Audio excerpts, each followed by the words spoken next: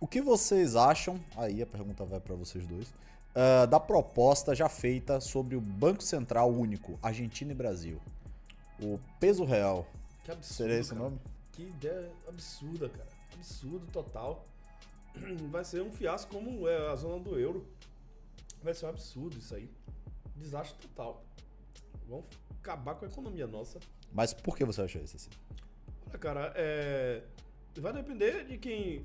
Essa esquerda com esse poder todo, o Bolsonaro, como foi um presidente fraco, que foi um presidente esvaziado de poder, que eu falo, né? Ele não conseguia mandar nem no Departamento de Polícia Federal para autorizar o porte federal.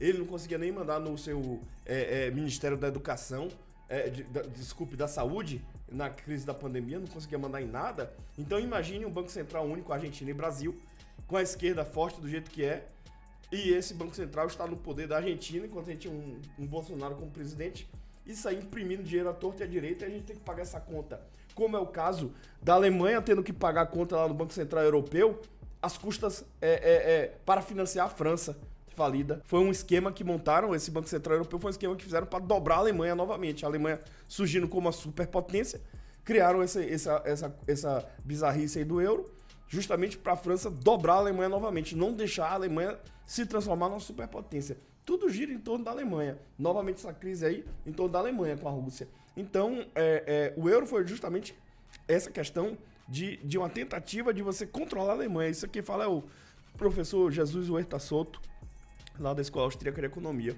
Então, acho que seria isso. A esquerda iria ter o controle da moeda do nosso país, né?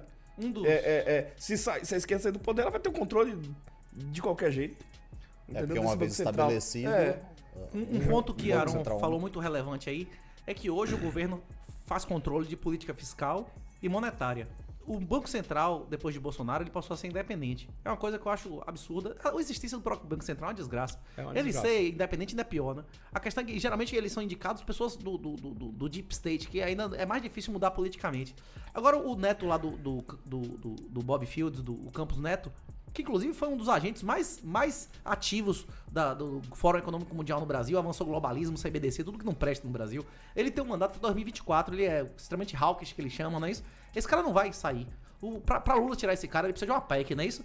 Então, Lula vai ter controle do fiscal, mas ele não vai ter controle do Banco Central até, pelo menos, 2024. É mais um fator demonstrando aí que o Brasil ainda vai ter uma janela de oportunidade pra você desinvestir, né?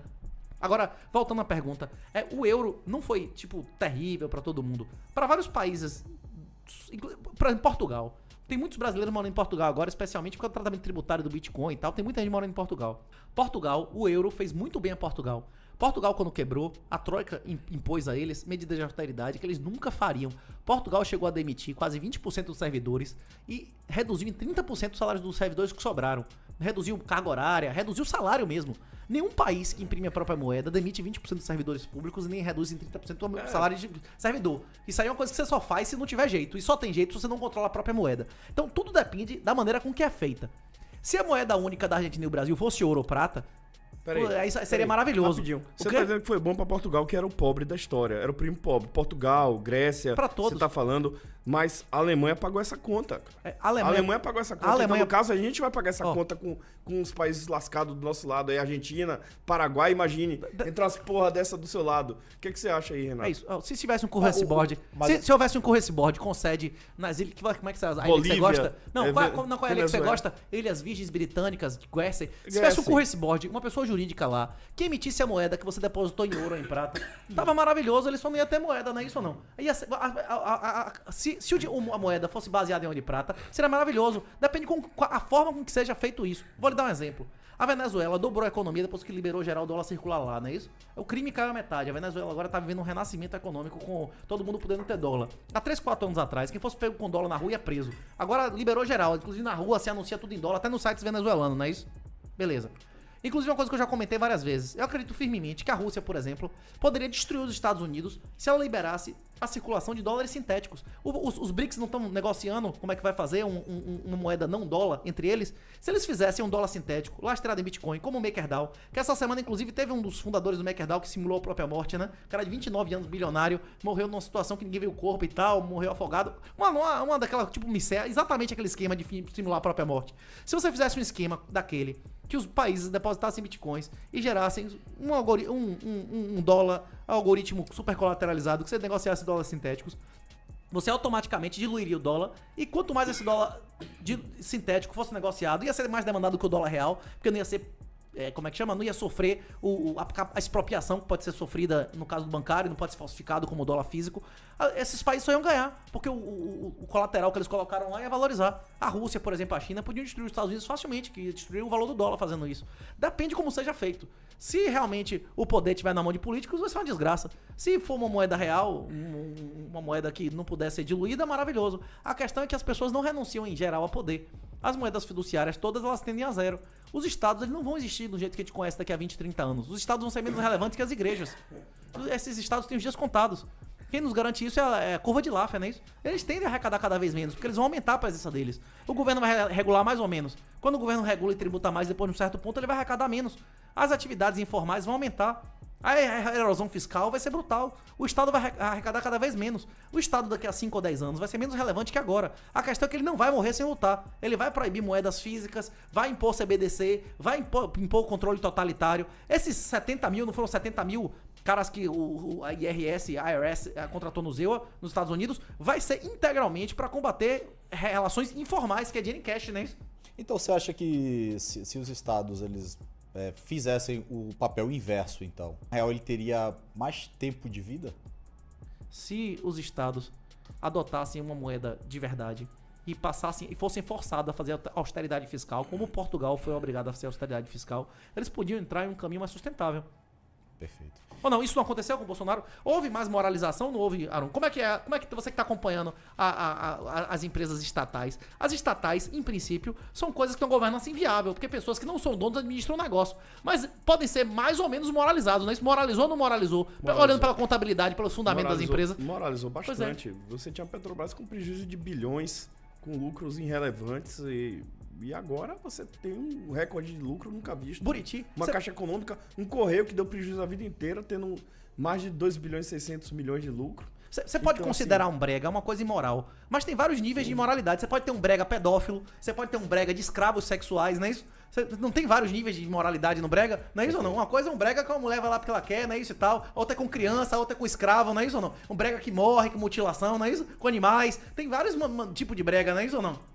Zoofarm, com animais, né? Eu não sei. Chama, inclusive, tem vários estados que proíbem nos Estados Unidos. Mas a gente pode teorizar aqui. Chama Zoofarm nos Estados Unidos lá. Tem vários estados que proibiram com jegue, com e tal, não é isso? Que morre gente no meio, não é isso? Não sabia, não. Zoofarm, tem tudo isso. Deixa eu quero, vou botar isso aqui. Não, isso tem vários níveis de moralidade. Tem uma coisa imoral, mas tem vários níveis de moralidade. Na cadeia, todo mundo pisou no pé de alguém. Até o cara que é inocente ali, ele se meteu em alguém que não devia, não é isso ou não?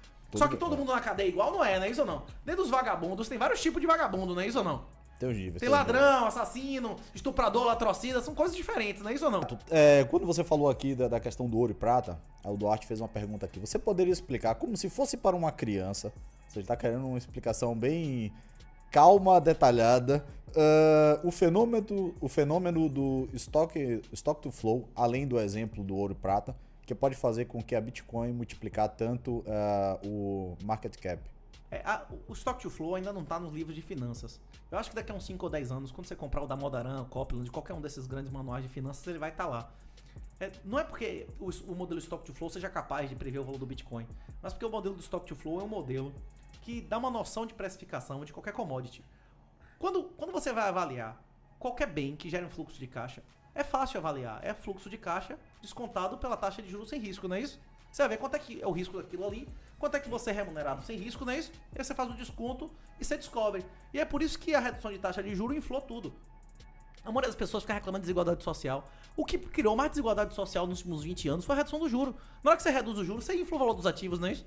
É só subir o juro que some a desigualdade social, que o valor dos ativos vai se desvalorizar. Agora, quando a gente tá falando de ouro, quando a gente tá falando de prata, de milho, de petróleo, ele não gera um fluxo de caixa, só tem um fluxo que é a venda, não é isso? Ele não tem um fluxo de prata, de caixa que você consiga projetar. Então você não tem como avaliar pelo KPM, não é isso? Você não consegue avaliar pelo KPM. Esse pessoal do Stock to Flow, eles demonstraram que existe mais ou menos uma correlação. Não é linear, ela é exponencial. Entre a relação de quanto aquilo é produzido por ano e qual o estoque daquilo. E o valor total, não é o valor unitário. Não é o valor unitário, é o valor total daquele bem. E ele demonstrou isso com centenas de ativos, mostrando que tem relação. O que ele está dizendo? Que o valor total de alguma coisa é maior quando o estoque dela é maior em relação à produção anual dela. Quando a produção anual de uma coisa é muito grande, a variação, inclusive, de preço é muito grande. Vamos dizer, milho. Se produz mais milho no ano do que se tem estoque, sim. Então, se por algum acaso o milho não for produzido zero um ano, o valor dele vai explodir, né? Isso que não vai ter nenhum. Tomate, seja lá o que for. O ouro, se não for produzido nenhum ouro durante 5 anos, isso não vai interferir brutalmente no valor do ouro. Porque por ano não se produz nem 3% do valor do ouro que já existe. Não é isso? Já existe 5 mil anos de ouro acumulado, não é isso ou não? Sim. Isso é uma coisa que é meio intuitiva, só que o cara do Stock to Flow colocou na ponta do papel e fez uma correlação. Fez com diamante, fez com prata, fez com ouro e demonstrou que existe uma correlação, não é isso?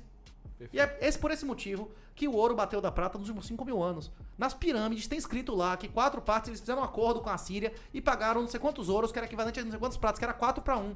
E na Antiguidade Clássica tem escrito lá na Grécia, que era 8-1. E na época de Jesus tem escrito lá em Jerusalém, que era 12-1. E nos padrões da Baixa Idade Média era 16-1. E nos padrões metálicos 200 anos atrás era 18-1. E agora tá quantas partes de prata de ouro? 80? Olha, deve estar por aí, 80, 100. 90, já bateu 100 e tantos, não é isso? E vai continuar desvalorizando. Porque a prata tem uma relação estoque-fluxo que é praticamente do real, bicho. Só que o mundo tem uma quantidade de prata e uma quantidade de ouro. E a prata, ela tem uma aplicação, ela é a segunda commodity mais aplicável no mundo. O market cap dela é muito menor do que o do ouro, mas se tiver qualquer quebra na produção, o valor dela explode, porque o consumo dela é maior, foi o que a gente conversou, né? 10 mil, ela tem mais de 10 mil aplicações industriais, a prata. Então, assim, e existe um bloco de prata muito grande e um bloco de ouro pequeno. E esse bloco de prata, nossa tecnologia está consumindo. A prata ela é destruída pela tecnologia. Então, na bateria, a prata é destruída completamente. O ouro não, o ouro é eterno. O ouro você não tem como destruir o ouro. Porque você não faz uma aplicação que existe o consumo dele, né? Você não consegue destruir. Por exemplo, se você chegar e fizer uma purificação de um anel, você pega um anel, vamos dizer que você derrete ele todo e joga o ácido. Ele tem na composição dele cobre, prata e ouro. 75% ouro, que é o ouro 18 quilates, 75% de ouro. Ele tem ali 11 a 12% de prata e o restante ali de cobre. Quando você chega e joga o ácido, todos esses, tanto a prata como o cobre, eles incineram, se perdem, e o ouro não. Então o ouro ele tem essa característica de indestrutibilidade, né? E aí o que vem acontecendo é que nossa tecnologia vem consumindo o que a gente tem de prata. E vai chegar uma hora que esse estado vai ficar muito crítico. E a prata, sim, pode ter uma hipervalorização em relação ao ouro.